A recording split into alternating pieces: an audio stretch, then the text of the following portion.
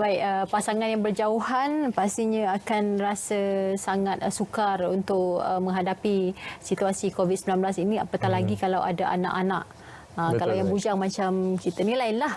Kita jaga diri sendiri. Tapi bila berjauhan dengan pasangan, dengan situasi semasa ini, tambah-tambah yang bekerja di tempat yang berbeza, itu yang kita nak utarakan dalam segmen kita seterusnya ini. Bersama dengan tetamu kita, menama? Iaitu Puan Faiza Abdullah, Ketua Kluster Pembangunan Kerja Sosial Institut Sosial Malaysia ISM. Assalamualaikum. Terima kasih kerana bersama kami dalam Semak Pagi Malaysia hari ini. Waalaikumsalam. Terima kasih Munawar dan Mac. Ya, Puan Faiza, kalau sebelum tadi kita sempat sembang-sembang, dah hampir sebulan berjauhan dengan suami. Genap 18 hari. Genap 18 hari. Wah, dikira tau. Saya kira. Suami sekarang berada di mana? Suami saya berada di Jerantut. Beliau bertugas di klinik Cure and Care Jerantut. Di bawah agensi Inti Dadah Kebangsaan. Jadi Puan sendiri di sini tinggal bersama? Saya tinggal bersama dengan 4 orang anak saya. Sesuai sangatlah dengan topik kita sekarang ini, Mat. Ya, sebab kalau situasi sekarang ni kita tidak boleh bergerak ke mana-mana kalau tidak ada alasan yang kukuh. Betul. Alasan kecemasan dan sebagainya. Jadi bagaimana Puan menghadapi 18 hari itu berjauhan dari pasangan? Sebab kalau kita berhadapan dengan cabaran, masalah dan sebagainya, tapi kalau bersama dengan keluarga, lengkap ada suami, isteri, anak-anak sekali, pasti berbeza. Tapi sekarang ni berjauhan dengan suami yang perlu menjalankan tugasnya di Pahang. Bagaimana? Okey, pertamanya ialah kita perlu positif, positif lah. Bila bangun pagi setiap hari tu saya akan cakap pada diri sendiri, okey, insya-Allah saya boleh lalui hari ini, okey, dan cuba untuk lakukan aktiviti di rumah. Saya bekerja daripada rumah. Jadi di samping saya bekerja di rumah itu, saya juga perlu uruskan 4 orang anak ni tadi. Pastikan bahawa kita tidak terlalu mendengar berita-berita yang akan memberi kita perasaan cemas, risau dan sebagainya. Kekalkan positiviti lah dalam diri kita supaya kita boleh lalui setiap hari itu dengan sebaik yang mungkin. Saya pasti setiap orang akan ada dia punya masa-masanya dia akan berasa sedikit sedih, mungkin risau, ada masanya gembira kan. Lumrah kita lah manusia, tetapi kita boleh mendapatkan sokongan daripada rakan-rakan, daripada suami untuk kita teruskan bersama dengan anak-anak sepanjang tempoh PKP ni dengan sebaik-baik yang mungkin lah. Dari sudut pasangan yang terpaksa berjauhan pula, macam suami berada di tempat jauh sekarang ini, bagaimana suami ataupun isteri yang berjauhan daripada pasangan di rumah boleh memainkan peranan untuk memastikan pasangan mereka di rumah sentiasa positif dan juga sentiasa tidak tertekan dengan tanggungjawab keluarga? Okey, yang penting sekali pada saya ialah sokongan emosi.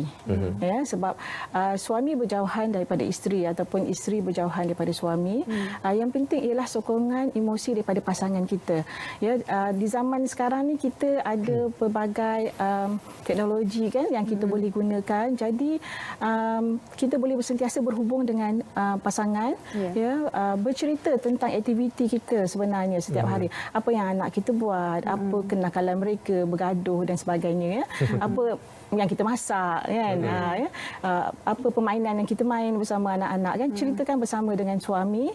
Dan sekiranya ada apa-apa yang kita mungkin tak dapat nak orang kata tak dapat nak tampung seorang dirilah, okey, risau terhadap anak tidak sihat ke, kita dapatkan sokongan, cerita dengan suami kita, dan seperti suami saya dan saya, kami berhubung setiap hari, okey, melalui WhatsApp, dan pada malam ni selalunya kita akan buat video call. Jadi bolehlah hilangkan rindu, menatap wajah pasangan kita kan, kemudian suami dapat melihat wajah anak-anak, berbual dengan mereka kan, dan suami akan sentiasa memberi kata-kata semangat. ya. Tak apa, insya-Allah kita boleh lalui, kita berdoa dan sebagainya ya. Jadi itu antara caranya lah bagaimana yang saya lakukan untuk saya teruskan tempoh PKP ini dengan keadaan yang baik bersama dengan anak-anak, dan suami saya di Jerantuk juga sentiasa mendapat perkembangan berita tentang anak-anak di rumah. Jadi dia pun tak adalah rasa macam risau kan, cukup ke keperluan, anak sihat ke, isteri sihat ke kan. Jadi kita sentiasa berhubunglah. Okey. Anak-anak 4 orang tu lingkungan usianya berapa? Okey, yang besar berumur 13 tahun ya, tingkatan 1, yang nombor 2 tu ya 11 tahun. Darjah 5, dan yang kecil tu ialah kembar lelaki, darjah 1. Jadi peringkat usia tu kalau darjah yang 13 tahun tu mungkin lebih memahami situasi sekarang, tidak boleh bergerak, ayah tak boleh balik macam tu. Tapi yang 7 tahun mungkin lebih sukar untuk memberikan pemahaman. Jadi bagaimana nak memberikan satu motivasi kepada anak-anak, sebab anak-anak ni kadang-kadang bila ayah ataupun mak lama tak jumpa, berjauhan, rindu dia lain. Bila kita kalau berjauhan sebab sebab tugas kadang-kadang boleh balik, tapi sekarang ni bukan tak nak balik tapi tak boleh. Tak boleh kan. Jadi macam mana anak-anak di rumah? Okey, saya dengan anak-anak ni sangat rapat kan. Jadi mereka tahu tentang COVID-19. Ya, sebab bila ada berita di TV kan, kita panggil anak dan cuba tengok tu. Kenapa kita tak boleh keluar rumah ya? Kenapa baba tak boleh balik? Sebab ada perintah kawalan pergerakan kan, ceritakan serba sedikitlah. Setakat mana mereka mampu untuk faham ya. Sebab mereka boleh sebut sekarang kan ada COVID-19 kan Umi, dia kata kita tak boleh keluar rumah. Begitu ya. Jadi kita bagi mereka kefahaman setakat mereka mampu faham, dan kemudian perlu banyak aktiviti dengan mereka supaya mereka tidak terlalu terasa seperti boring ya, terkurung tak boleh keluar langsung, sebab memang sehingga kini mereka memang tak keluar pun daripada rumah kan. Even nak keluar ke pagar depan rumah pun saya kata tak perlu, biar saya saja yang keluar, macam nak buang sampah dan sebagainya kan. Dan penuhkan mereka dengan aktiviti yang mereka suka. Mereka ada homework yang dibekalkan oleh guru, kemudian ada juga link yang diberikan oleh guru untuk mereka buat aktiviti dan sebagainya kan. Tapi selain pada itu, kita adakan juga aktiviti, kita bermain dengan mereka, kemudian kita ajar mereka juga buat kerja rumah yang simple lah, seperti kemas tempat tidur, lipat selimut sendiri kan. Dan ada juga aktiviti di dapur yang sekiranya mereka berminat kan, jom kita buat, jom kita tolong Umi, kata kita buat cookies dan sebagainya. Jadi kita penuhkan waktu mereka itu supaya mereka tidak terlalu memikirkan boringnya tidak boleh keluar, bosan tak boleh keluar daripada rumah, ataupun mereka terlalu rindukan ayah dia kan. Jadi seperti yang saya bagi tahu tadi lah, kita sentiasa berhubung dengan ayah dia. Almost setiap malam ayah dia akan call ya, video call. Jadi dia boleh pandang wajah ayah dia kan. Dia akan bertanya, seperti malam tadi pun dia tanya, okey, baba bila nak balik, nanti baba balik 14 hari bulan ke? Sebab dia tahu 14 hari bulan tu hari terakhir kan PKP. Jadi dia tanya, nanti baba balik ke 14 hari bulan? Jadi ayah dia akan jawablah, 14 hari bulan tak boleh balik lagi, baba masih perlu kerja kan. Jadi kita ceritakan yang sebenar, kita bercakap yang benar dengan anak, dan kita sentiasa adakan aktiviti lah supaya mereka taklah rasa bosan dan stres duduk kat rumah tu. Mungkin dekat luar sana ada juga karangan penonton kita yang mengalami situasi yang sama seperti Puan Faizah. Jadi mungkin Puan boleh kongsikan bagaimana cara ataupun keadaan untuk kita memastikan mereka di luar sana kekal positif, emosi mereka terjaga dan sebagainya. Okey, kita yang pertamanya mestilah sentiasa positif. Ya? Positif daripada segi minda kita. Ya? Kita pastikan bahawa setiap hari itu kita adakan aktiviti yang produktif lah, produktif untuk kita dan juga produktif untuk anak-anak kita. Ya? Dan kita belajar untuk orang kata apa, kita tukar sekiranya kita ada fikiran yang negatif, kita tukar kepada fikiran yang positif. Ya. Kalau sekiranya kita berada di dalam keadaan yang tertekan, okey, ambil nafas. Okey.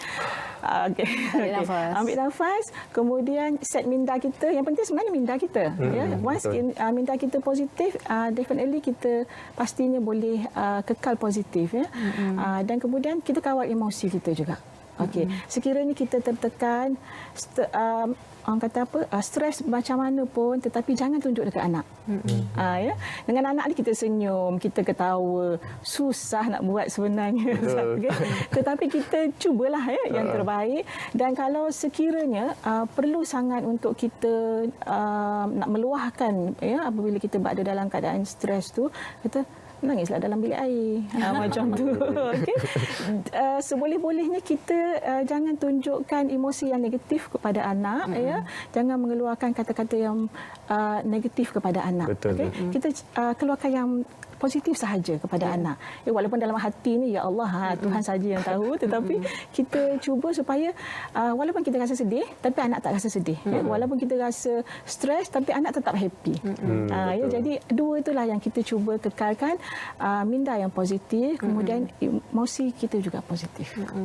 Tapi bagi Puan Faizah, cabaran yang paling besar sekali apabila berhadapan dengan situasi ini apa agaknya? Kalau berjauhan sebab berbeza tempat kerja, apatah lagi berpisah sempadan negeri ini lain situasinya kalau pada hari-hari biasa. Cuma sekarang sebab kita bimbangkan keselamatan kita dan anak-anak di sini.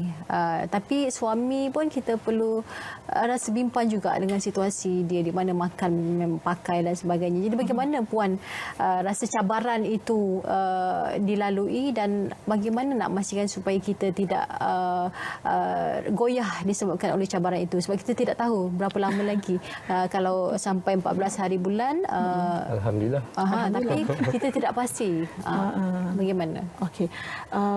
Kita perlu ada perancangan, perlu ada perancangan. Okey, seperti suami saya di Jerantut tu, apabila kita dimaklumkan tentang perintah kawalan pergerakan ini, semasa itu suami saya ada di rumah.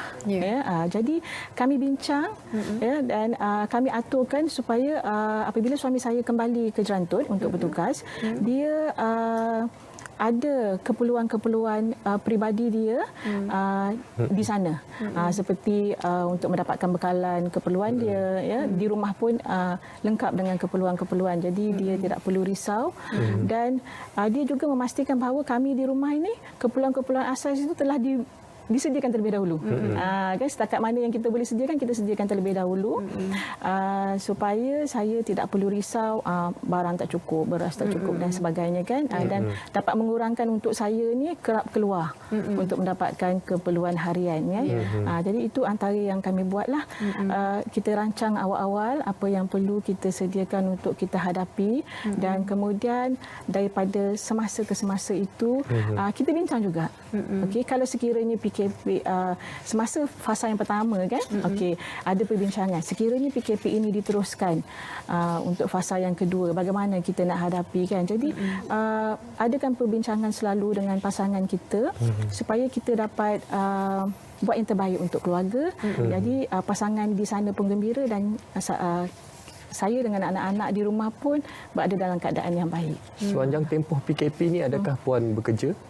Saya bekerja dari rumah. Bekerja dari rumah, Alhamdulillah. Jadi bagaimana pula untuk situasi bagi pasangan kedua ibu bapa terpaksa bekerja dan anak-anak terpaksa berada di rumah. Jadi situasi macam ni, macam mana Puan boleh bagi nasihat ataupun bagaimana? Okey, ini memang itu cabaran sungguh ya. Sangat kepada pasangan yang kedua-dua ibu bapa itu bekerja. Terutamanya kalau sekiranya anak mereka masih kecil lagi. Itu apa yang saya nampak kan, dan saya pasti ada antara pasangan di luar dah lakukan, ialah mereka mendapatkan pertolongan daripada ahli keluarga yang terdekat, okey, untuk menjaga anak sepanjang tempoh mereka keluar bekerja, dan mungkin mendapatkan orang kata apa, perkhidmatan daripada taska yang berdekatan yang pengasuhnya sudi untuk menjaga anak-anak ketika mereka keluar bekerja.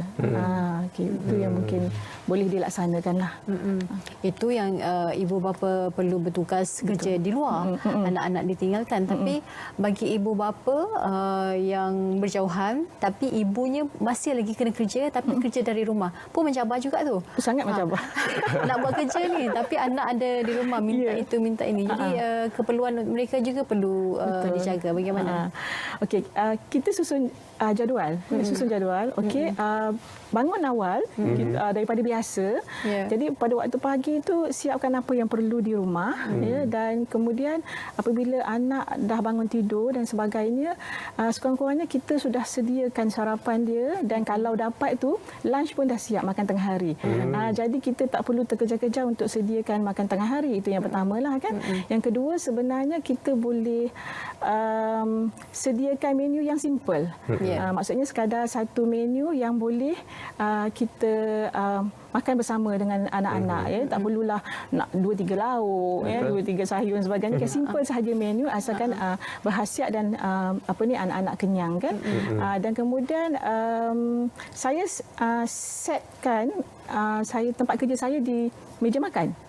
Okey, walaupun ada tempat di bilik di atas tapi kurang sesuai kerana saya perlu memantau anak-anak kan. Jadi saya sediakan tempat kerja saya di meja makan, dan anak-anak akan belajar atau buat homework bersama dengan saya di meja makan. Jadi sambil buat kerja tu, sambil tu kita pantaulah anak buat homework dan sebagainya. Itu antara aktiviti yang kita boleh saksikan.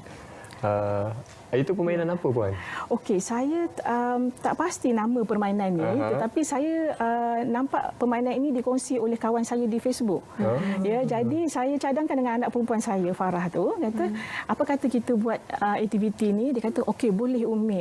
Dia memang seorang yang sentiasa positif dan memang sentiasa bersemangat untuk buat apa saja kan. Jadi kami tengok Facebook kawan tu, dan yang tulis yang gambar kaki dengan tangan tu kita print lah. Kita print sendiri. Print sendiri kat rumah, kebetulan ada printer kan dan laptop. Kita print sendiri, kemudian memang ruang tamu itulah menjadi tempat kami menjalankan aktiviti. Sebab nak buat di luar tu macam kurang sesuai kan. Jadi kita memang kosongkan ruang tamu tu, tolaklah kerusi ke belakang sikit. Okay, kita main kat situ. Jadi ini ialah satu permainan yang baru. Jadi anak-anak excited lah nak cuba. Walaupun biasalah kan adalah orang ni salah kan. Tapi as long as dia orang happy tu okey. Betul. Mood anak-anak sangat berkait rapat dengan peranan ibu bapa itu sendiri. Jadi daripada berkongsian permainan interaktif itu tadi, macam mana Puan boleh kongsikan kepada penonton apa antara aktiviti ataupun permainan interaktif yang perlu dirancang untuk memastikan hari ataupun jadual harian anak lebih menarik dan anak-anak tidak bosan? Banyak sebenarnya. Okey, tetapi kita perlu pilih permainan yang sesuai dengan peringkat umur anak lah. Okey, permainan yang ditunjukkan tadi, yang okey. Kemudian ada juga permainan seperti pernah tengok Bring Zoo to the House. Okey, yang ini kita hanya menggunakan handphone sahaja, telefon pintar kita. Okey, kita Google seekor haiwan. Okey, pastikan haiwan tu ada gambar 3D. Okey, klikkan 3D itu dan haiwan itu akan dibesarkan gambar dia, dan kita boleh bila kita ada butang klik tu kan, binatang tu seolah-olah berada dalam rumah kita. Jadi menarik. Jadi ada banyak interaksi di situ antara ibu, anak-anak, dan yang penting dapat memberikan pengetahuan juga kepada mereka. Betul, apa jenis haiwannya kan, kemudian bagaimana untuk menggunakan aplikasi tu kan, dan kita minta mereka cuba untuk menyentuh haiwan tu. Macam contoh tiger, harimau kan. Kita minta dia sentuh, kemudian kita ambil gambar kan. Jadi itu ialah koleksi yang boleh kita jadikan kenangan lah. Okey, apa yang aktiviti yang kita adakan dalam sepanjang tempoh PKP ni. Apa pun, terima kasih Tuan kerana bersama dengan kami Puan. Saya rasa perkongsian itu sedikit sebanyak turut terkena pada ramai orang di luar tu yang juga berhadapan dengan situasi yang sama, sebab dengan keadaan sekarang memang segalanya terhad untuk kita nak bergerak dan sebagainya, tetapi hidup mesti juga diteruskan dengan sebaik mungkin. Pertama-tama untuk kita memahamkan anak-anak ni, sebab mereka kadang-kadang emosinya pasti akan sedikit terganggu dengan tidak boleh keluar dan sebagainya. Terima kasih Puan. Semoga terus tabah nanti sehingga 14 April nanti. Kita harapkan semoga yang terbaik untuk keluarga Puan dan juga suami yang kini berada di Jantung Pahang. Terima kasih. Puan Faizah Abdul merupakan Ketua Kluster Pembangunan Kerja Sosial Institut Sosial Malaysia ISM. Baik.